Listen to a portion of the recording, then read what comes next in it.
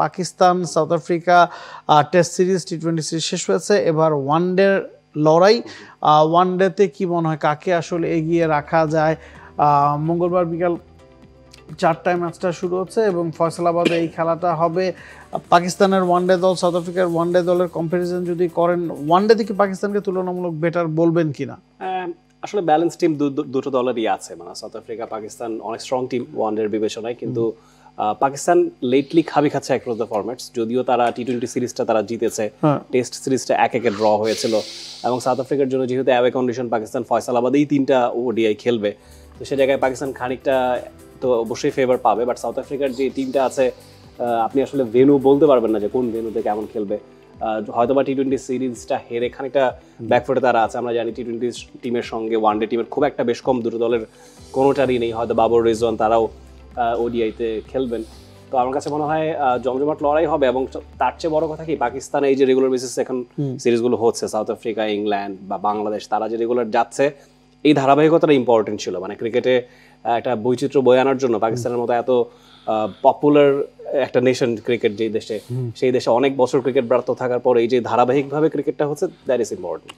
এবং দল বিবেচনা যদি আপনি করেন, পাকিস্তানের দলের শক্তিমত্তা আমার কাছে মনে হচ্ছে যে ওয়ানডেতে টি-20 তুলনায় বাড়ছে। আপনি যদি দলটার দিকে খেয়াল করেন, সাইম আয়ুব, তার সাথে ফাখার জামান হয়তো ওপেন করতে পারেন। সাহিবজাদা ফারহান টি-20তে খেলো, ওয়ানডেতে নাই। ফাখার জামান ফিরছেন, আবার টি-20 দলে ফাখার জামান ইনজুরির কারণে যখন মিস করছেন, তার জায়গায় বাবর আজম ঢুকেছিলেন অনেকদিন পরে।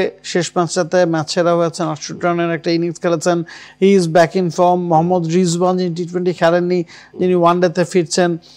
হুসেইন তালাত এই দলটাতে আছে। এবং বোলিংয়ের দিকেও যদি আপনি তাকান, হারিস রউফ, শাহিন আফ্রিদি, নাসিম, ফাহিম আশরাফ, ওয়াসিম জুনিয়র, সবাইকে কিন্তু পাকিস্তান একাদশে না রাখলেও স্কোয়াডে রেখেছে। সেখান থেকে একাদশ সাজানোটা আসলে তাদের জন্য একটু ডিফিকাল্ট হয়ে যাবে। অন্যদিকে সাউথ আফ্রিকার কথা যদি বলি, ইয়াংস্টারদের একটা দল, কারণ এই দলটাতে মাকরাম নাই, বাবুমা নাই, ক্লাসেন নাই, বা মিলার নাই।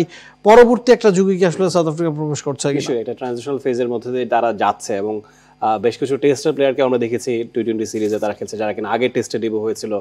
তো সেই জায়গায় আমার কাছে মনে হয় সাউথ আফ্রিকাও চাইবে এই নতুন শিফটটা যেটা হয়েছে, এটাকে পজিটিভিটিতে রূপান্তর করতে। আমরা দেখেছি যে এই ধরনের প্লেয়ার, বাবর আজমের কথা যদি বলি, কনসিডারিং পাকিস্তানের, বা রিজওয়ান, শাহিন আফ্রিদি, তারা যেই লেভেলের এক্সপিরিয়েন্স তাদের আছে, সাউথ আফ্রিকা টিমটা হয়তো এক্সপিরিয়েন্সে খানিকটা পিছিয়ে থাকবে, কিন্তু যেটা বলছিলেন যে রানে ফেরা, বাবর আজমের ফর্মে ফেরা, ইট ওয়াজ ক্রুশাল। মানে এই ধরনের প্লেয়ার যারা কিনা 50-এর বেশি এভারেজে ব্যাট করে থাকেন, তারা যখন দল থেকে একটা পর্যায়ে পারফরমেন্সের কারণে বাদ পড়ে যান, দ্যাট ওয়াজ অড। সেখান থেকে উত্তরণটা মিলেছে, এবং পাকিস্তান খানিকটা স্বস্তি নিঃশ্বাস ফেলতেই পারে।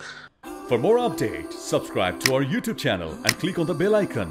Follow us on Facebook and Instagram. Download T-Sports app to enjoy exciting games and highlights. Visit tsports.com.